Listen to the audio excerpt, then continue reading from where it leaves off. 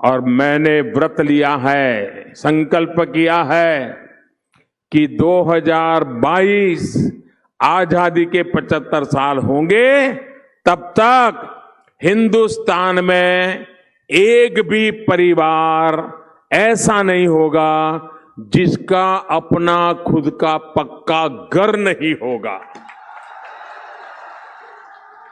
और कांग्रेस जैसा नहीं, घर यानी 4 दीवारें खड़ी कर दी। मोदी जब प्रधानमंत्री आवास योजना करता है तो पक्का घर, पक्की छत, घर में नल, नल में जल, गैस का कनेक्शन, बिजली, एलईडी बल्ब, शौचालय, ऐसा पक्का पूरा घर, ये मेरा सपना है। दोस्तों नमस्कार। राजनीतिक सत्ता की रफ्तार बहुत तेज होती है, उसे पकड़ पाना लगभग नामुमकिन सा होता है।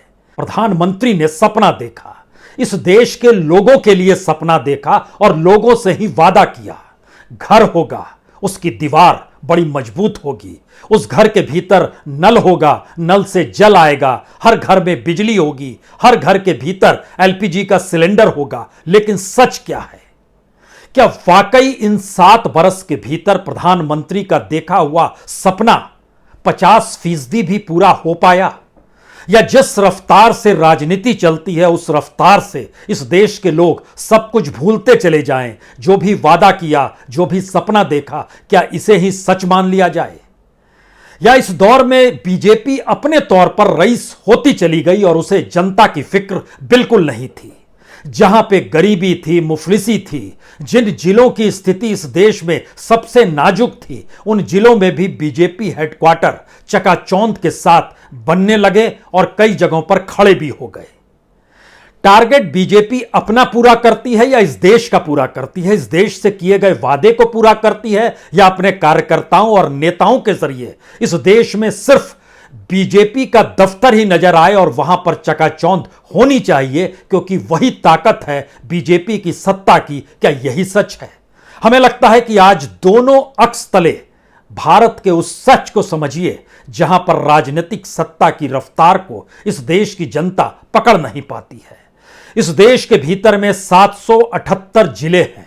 उन 778 जिलों में अगले 1 बरस के भीतर बीजेपी का हेडक्वार्टर हर जिले में मौजूद होगा। 215 तैयार हो चुके हैं, 500 से ज्यादा तैयार हो रहे हैं। और जब बिहार के भीतर घुसिएगा तो वहां के 38 जिलों में हर जिले में बीजेपी का हेडक्वार्टर नई रोगन के साथ, नई दीवारों के साथ और तमाम वेल इक्विप्ड होकर खड़ा होगा 6 महीने के भीतर। 27 जिलों में काम हो चुका है, यानी इमारत तैयार हो चुकी है, बाकियों जगह पर भी हो जाएगी। इस कच्चे चिट्ठे को आपके सामने लेकर आए उससे पहले जो सपना 2015 में हर व्यक्ति के पास घर होना चाहिए, उसका सच क्या है यह जरूर जानना चाहिए, क्योंकि प्रधानमंत्री आवास योजना एक शहरी है और एक ग्रामीण है। जिक्र प्रधानमंत्री शहरी को लेकर कर रहे थे, लेकिन आज हम दोनों के अक्ष तले इस देश को सच को बतला दें। हर परिस्थिति के साथ बिहार में 15 लाख घर शहरी आवास योजना के तहत प्रधानमंत्री के नाम के साथ बनने थे, लेकिन आज की तारीख में सिर्फ 3,12,000 घर बने हैं, यानी सिर्फ 20 या 21%। उत्तर प्रदेश में 60 लाख से ज्यादा प्रधानमंत्री शहरी आवास योजना के तहत बनने थे, लेकिन घर बने हैं 15,73,000, यानी लगभग 26-27%। मध्य प्रदेश में घर बने हैं 7,84,000, घर बनने थे 16.5 लाख, यानी लगभग 40%। रफ्तार तेज है। प्रधानमंत्री आवास योजना के तहत हरियाणा में घर बनने थे 22 लाख, घर बने हैं 2,67,000, यानी सिर्फ 8%। असम में जो नॉर्थ ईस्ट का दरवाजा जिसे बीजेपी मानती है, वहां पर घर बनने थे तकरीबन 7.5 लाख और घर बने हैं 1,17,000, यानी 15%। इसके अलावा बीजेपी जिन जगहों पर सत्ता में नहीं आई 2019 में चुनकर नहीं आई, या फिर जिन जगहों पर कभी भी बीजेपी की सत्ता बन नहीं पाई, या जिन जगहों पर बीजेपी सत्ता बनाना चाहती है और वहां पर सब कुछ करने पर आमदा है, उसमें एक राज्य पश्चिम बंगाल का लिया जा सकता है, एक तेलंगाना का लिया जा सकता है। यहां से अच्छी रिपोर्ट है। पश्चिम बंगाल में जो घर बनने थे प्रधानमंत्री आवास योजना के तहत, उनकी तादाद का सिर्फ 46% ही बन पाया, यानी लगभग 8.5 लाख में से 4 लाख घर ही बन पाए। लेकिन यह रफ्तार भी औसत के लिहाज से बहुत आगे है। तेलंगाना में घर बनने थे 5 लाख, घर बने 2,16,000, 45%। इन दो जगहों पर बीजेपी चाहती है कि सत्ता में आ जाए, यानी 50% यहां भी नहीं छू पाई। औसत कम होते चला जा रहा है। महाराष्ट्र में घर बनने थे 45 लाख, घर बने 11,72,000। झारखंड में घर बनने थे तकरीबन 6 लाख, लेकिन जो घर बने उनकी संख्या 2 लाख भी नहीं है, 1,98,000। यह लगभग 38% हुआ। पंजाब में बीजेपी कभी आएगी नहीं, उसे पता है। ऐसे में वहां पर घर बनने थे 3,60,000, घर बने 90,000, यानी 25% से कुछ कम। राजस्थान में पहले बीजेपी की सत्ता थी, अब कांग्रेस की सत्ता है, लेकिन यहां पर जो घर बनने थे वह तकरीबन 6.5 लाख घर बनने थे, और घर कितने बने? 2 लाख। यह इस देश में प्रधानमंत्री आवास योजना का सच है, जिसका वादा 2015 में किया गया था। और इसी रफ्तार को अगर कंटिन्यू रखें, यानी जिस रफ्तार से प्रधानमंत्री आवास योजना अर्बन यानी शहरी इलाकों में बन रहा है, वहां के सच को समझे तो ये सभी के पास जब घर होंगे, अगर इसी रफ्तार से बनते चले गए, तो फिर 2035 तक हर किसी के पास घर होंगे, बशर्त इस देश में गरीब बढ़े नहीं, इस देश के भीतर में बेघरों की तादाद बढ़े नहीं। हम सिर्फ मौजूदा वक्त की जनसंख्या को स्थिर कर दीजिए तो 2035 में हर किसी के पास घर होंगे। वादा 2015 का था। यह पहला सच है। दूसरा सच यह है कि इस देश के भीतर में जो घर बनने थे, उसमें कितने घरों को लेकर पैसा जारी करना था? 8,31,000 करोड़। और जो सरकार ने रिलीज किया फंड, वह रिलीज किया गया 1,20,000 करोड़ रुपया। कमिट किया गया है लगभग 2,03,000 करोड़ रुपया और देंगे, यह कमिट किया गया है। टारगेट 8 लाख का है, दिया गया 1,20,000। घर कहां से बनेंगे? एक सवाल और किसी के जहन में आएगा कि नहीं, गांव में की स्थिति अच्छी होगी। यकीनन गांव की स्थिति अच्छी है, और गांव के भीतर में जब आप देखेंगे, परसेंटेज निकालना शुरू करेंगे, तो यह 50% से 60-70% तक चला जाता है। लेकिन फिर भी घर नहीं मिला। और यह समझना होगा, अगर सभी औसत को मिला दीजिएगा तो इस देश के भीतर में 25% भी अभी सबके पास घर हो नहीं पाए हैं। तो इसके मतलब क्या है? क्या प्रधानमंत्री गलत बोल गए? क्या प्रधानमंत्री ने सपना देखा और यह सपना देश के प्रधानमंत्री का नहीं था? यह किसका सपना था? मुहावरों में ना जाइए, फैक्ट्स के तौर पर रहिए। बिहार में ग्रामीण इलाकों में टारगेट था 38,83,000 घर बन जाएंगे। आज की तारीख में सरकार के डॉक्यूमेंट कहते हैं 24,58,000 बचे हैं। उत्तर प्रदेश में टारगेट था 26,15,000 घर बन जाएंगे। अभी की तारीख में लगभग 20 से 24 लाख के भीतर में गूंज रहा है। हां, इतने ग्रामीण इलाकों में उत्तर प्रदेश में घर बने हैं, जो मैक्सिमम है देश के तमाम राज्यों की तुलना में। लेकिन आंध्र प्रदेश आइए, 2,56,000 घर बन जाने चाहिए थे, लेकिन घर बने हैं 56,955। सरकार का आंकड़ा, सरकार का डाटा, सरकार की मिनिस्ट्री का डाटा है ये। हरियाणा में 30,789 घर बनने थे, घर बने हैं 20,805। महाराष्ट्र में लगभग 15 लाख घर बनने थे और घर बने वहां पर 8 लाख, यानी आधे से के लगभग में आकर टिक जाइए। मध्य प्रदेश में 30 लाख घर बनने थे, 30,38,000, घर बने 24,78,000। घर की स्थिति में प्रधानमंत्री का सपना धरा का धरा रह गया। अगला सवाल कोई भी पूछेगा कि अच्छा, नल से जल की स्थिति भी बता दीजिए, कितने घरों में नल पहुंचा? स्थिति यह है कि खुद सरकार मानती है कि बड़े राज्यों में सिर्फ बिहार ही एक राज्य है जहां पर नल से जल की स्थिति पूरी हो गई। लेकिन जब राज्य सरकार का डाटा हमने निकाला तो पता चला ये 40 से 45% तक के बीच में झूल रहा है। और देश के बाकी किसी भी राज्य में, जो बड़े राज्यों में शुमारी जिनकी होती है, किसी भी राज्य में नल से जल की स्थिति पूरी नहीं हुई है। टारगेट हर नए नए साल का लिया गया है। जैसे 2022 में यह कहा गया हम गुजरात, हिमाचल प्रदेश, हरियाणा, उत्तराखंड, पंजाब, जम्मू कश्मीर में पूरा कर देंगे। लेकिन यहां पर अभी तक जो काम हुआ है, और 6 महीने बीत चुके हैं, अगस्त का महीना यानी 8वां महीना आ गया है, जो पूरा हुआ है वो औसत काम जो हुआ है वो सिर्फ 38% हिस्से में काम हुआ है। बाकी इतनी रफ्तार कहां से आएगी कोई नहीं जानता है। 2023 का टारगेट है नल से जल का छत्तीसगढ़, कर्नाटक, केरल, मध्य प्रदेश, तमिलनाडु। यहां पर अभी काम सिर्फ 7% काम हुआ है। 2024 के टारगेट में उत्तर प्रदेश है, बंगाल है, महाराष्ट्र है, राजस्थान है, आंध्र है, असम है, झारखंड है, उड़ीसा है। मत पूछिए कितना % काम हुआ है, क्योंकि घर बन जाना था, नल से जल आना था। जल की स्थिति भी देख लीजिए। अगर आप एवरेज निकालना शुरू कीजिएगा तो पूरे देश के भीतर में 28% से ज्यादा घर और नल और जल दोनों को मिलाइएगा तो बात आगे जा नहीं पाएगी। इसके बाद आता है बिजली का सवाल, जिसको लेकर सरकार खूब पिट टोकती है कि हमने कमाल का काम किया है। सरकार के ही डॉक्यूमेंट्स क्या बतलाते हैं? सरकार ने क्या वाकई इस दौर में बिजली की रंगत पैदा कर दी? इस देश के भीतर में कुल 6,64,000 गांव हैं। इन 6,64,000 में से 5,97,000 गांव में बिजली पहुंच गई है। आप कहेंगे हो तो गया, नहीं हुआ नहीं। हमें लगता है कि हम आपको आज अटल बिहारी वाजपेयी की भी याद दिला दें। अटल बिहारी वाजपेयी जब तक सत्ता में थे उस समय तक 5,12,000 गांव में बिजली पहुंच चुकी थी। जब मनमोहन सिंह आए तो 5,60,000 घरों में बिजली पहुंच चुकी थी।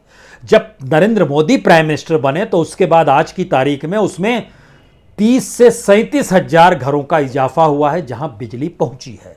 यह है पूरा खेल। और अभी भी इस देश के भीतर में तकरीबन 1,64,000 घरों गांव में बिजली नहीं पहुंची है। यह सरकार के दिए गए आंकड़े का एक सच है, यह रफ्तार है। इसमें एक बात का और जिक्र कर दे, जब जिक्र होता है कि गांव गांव में बिजली पहुंच गई तो आपको जानकर हैरत होगी, जब राष्ट्रपति द्रौपदी मुर्मू के नाम का ऐलान हुआ तो हड़कंप मच गया कि उनके गांव में बिजली तो है ही नहीं। तो इस देश के राष्ट्रपति पद पर जो शख्स बैठेंगे उनके गांव में बिजली नहीं है। हंगामा मच गया और उसके बाद 26 जून को बकायदा 3 ट्रक में 38 पोल लादे गए, 900 मीटर केबल लादी गई और कंडक्टर्स लादे गए। और गांव में बिजली किसी तरीके से आ जाए, जो मयूरभंज, उड़ीसा के मयूरभंज का उपखेड़ा गांव है, वहां पर बिजली पहुंचाने की व्यवस्था की गई। लेकिन 1 किलोमीटर की दूरी पर दुनी ग्रहशाही गांव है और बादाशाही गांव है, यहां बिजली नहीं है। क्या छुपाएं, क्या बताएं, कौन सा सपना देखें, कौन सा वादा करें? इस वादे के तहत हमें लगता है यहां उज्ज्वला योजना का भी जिक्र करना चाहिए, क्योंकि कुछ दिन पहले ही तो सरकार ने पार्लियामेंट के भीतर जानकारी दी कि हमने जितना भी बांटा, और बीते 5 वर्ष में यानी 2017 में जब उज्ज्वला योजना का ऐलान किया तो इस देश के भीतर में जो भी बांट रहे थे उसमें से आधे से ज्यादा लोग तो उसको रिफिल करा पाने की स्थिति में नहीं थे, उनके पास पैसा ही नहीं था। 4,13,00,000 लोग ऐसे थे, ऐसे घर थे जहां पर दोबारा सिलेंडर को कैसे भराएं इतना पैसा भी नहीं था। और 7,67,00,000 लोग 2017 के बाद एक ही बार रिफिल करा पाए, बाकी नहीं करा पाए। यानी जो भी 13 करोड़ बांटे गए उसमें से 11 करोड़ की हालत क्या है ये आपकी आंखों के सामने है। घर हो गया, बिजली हो गई, नल से जल हो गया, बचा शौचालय। शौचालय का ढांचा मजबूत है इस देश के भीतर में, कह नहीं सकते हैं लेकिन कागजों पर बहुत मजबूत है। और इतना मजबूत है कि बताया गया कि हम लगभग 98% जगहों पर शौचालय बना चुके हैं। अगला सवाल हर किसी ने पूछा कि जब घर ही नहीं मिला है तो शौचालय कहां पर बना है? तो पता चला गांव में बना है शौचालय, घर में नहीं बना है। यानी हर घर में शौचालय, बिजली, नल से जल, सिलेंडर 2017 में देखा गया। प्रधानमंत्री का ये वादा और प्रधानमंत्री का ये सपना कैसे पूरा होगा? और गरीबी और मुफलिसी में जब दूसरी बार सिलेंडर ना भरा सके तो ऐसे में उस पॉलिटिकल पार्टी की तरफ हर किसी को देखना चाहिए जिसने ठान लिया है अब हर गली गली हमारा ऑफिस होना चाहिए। और इस देश के भीतर के 773 जिलों में से 762 जिलों पर बीजेपी का अपना हेडक्वार्टर, डिस्ट्रिक्ट हेडक्वार्टर हो जो वेल इक्विप्ड हो और किसी भी इमारत को खड़ा करके, जमीन को खरीद के और वह वेल इक्विप्ड करने की जो धारणा है उस पर मिनिमम खर्चा जो आता है वह तकरीबन 50 लाख रुपए से लेकर कई करोड़ तक का आता है, लेकिन मिनिमम 50 लाख में काम चल जाएगा। जो सबसे गरीब और पिछड़ा इलाका होगा वहां का हम आपको डाटा दे रहे हैं इस देश के भीतर में अलग अलग जिलों का। 215 जिलों में दफ्तर बन चुके हैं, 512 जिलों में काम शुरू हो चला है जो कि अगले 6 महीने से 1 साल के भीतर में पूरा हो जाएगा। अच्छी बात है, बीजेपी का हेडक्वार्टर हर जगह रहना चाहिए, लेकिन उन जगहों की स्थिति क्या है और कितनी नाजुक स्थिति है और वहां की गरीबी और मुफलिसी के बीच एक चकाचौंध की तरह, ठीक उसी तरीके से जैसे दिल्ली के अशोक रोड में, Ashok road Ashoka the great जो राजा थे उनके नाम पर बनाया गया, वहां पर बीजेपी का हेडक्वार्टर हुआ करता था।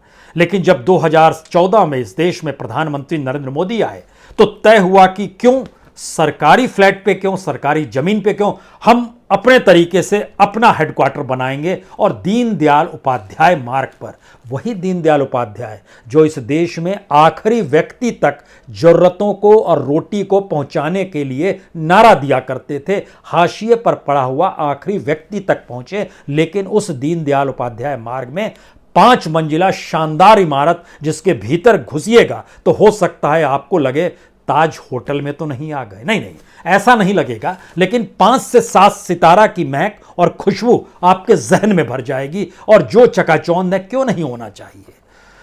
सत्ताधारी पार्टी है, इस देश पर काबिज है, हजारों करोड़ रुपया लोग डोनेशन देते हैं, 10 करोड़ से ज्यादा लोग सदस्य हैं, दुनिया की सबसे बड़ी पार्टी है, तो दुनिया का सबसे बड़ा लोकतांत्रिक देश भी तो भारत है और यहां की जनसंख्या भी तो दुनिया में सबसे ज्यादा होने की दिशा में बढ़ चुकी है, जो 3-4 साल के बाद पार कर जाएंगे चाइना को भी। लेकिन यहां के लोग इस दौर में गरीबी की रेखा से नीचे हैं। तो हमें लगता है कि जरा और महसूस करने के लिए आपको हम लिए चलते हैं कुछ जगहों पर, जैसे सिवान में बीजेपी का दफ्तर, खर्चा लगभग 50 लाख से 1 करोड़ के बीच में औसतन मानकर चलिए। अभी उस सिवान के भीतर जो सिवान ब्लॉक है, सिर्फ सिवान ब्लॉक का हम जिक्र कर रहे हैं, सिवान जिले के भीतर का सिवान ब्लॉक, वहां पर मजदूरों की तादाद जो है, जो सरकार बताती है, वो लगभग 38,000 है।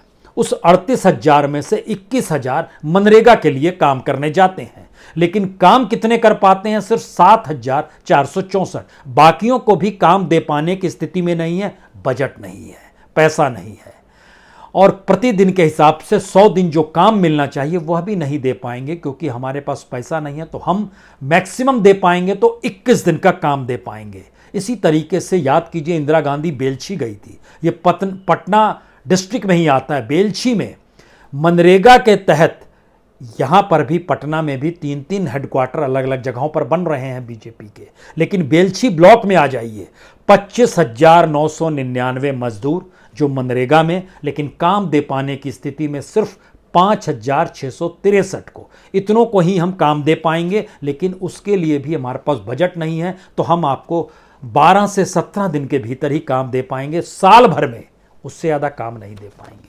और हर दिन का आपको मिलेगा 270 रुपये, यानी साल भर में कमाई जो होगी उसको 270 गुना 12 कर दीजिए और उसके बाद सोचिए पूरा साल काटना है। लेकिन वहाँ पर 50 लाख से 1 करोड़ के बीच में एक बीजेपी की दफ्तर की इमारत खड़ी होगी।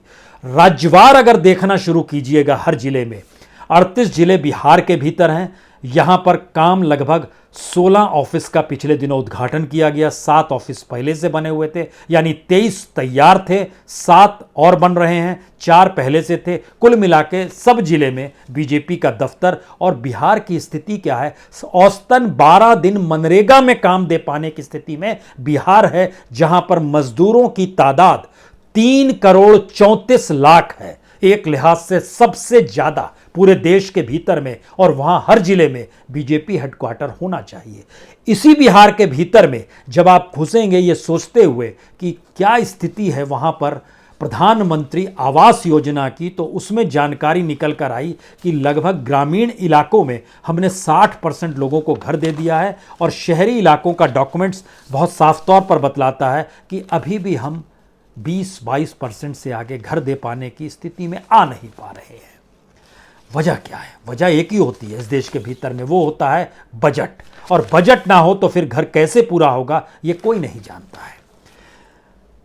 उत्तर प्रदेश 3,37,00,000 मजदूर हैं जो काम करना चाहते हैं, प्रवासी नहीं है, वहीं पर रहते हैं। बिहार में 3,34,00,000 जनसंख्या बिहार की उत्तर प्रदेश से आधी है, लेकिन सिर्फ काम दे पाने की स्थिति में, छिटपुट काम की परिस्थिति में बिहार के 1,09,00,000 और उत्तर प्रदेश के 1,70,00,000, दोनों राज्यों को मिला दीजिएगा तो बिहार और उत्तर प्रदेश में लगभग 6.5 करोड़ मजदूरों में से काम दे पाने की स्थिति में सिर्फ 2 करोड़, उससे ज्यादा काम नहीं है लोगों के पास। यह बड़ी मुश्किल है। झारखंड में 1,12,00,000 मजदूर और काम दे पाते हैं सिर्फ 43,000 को।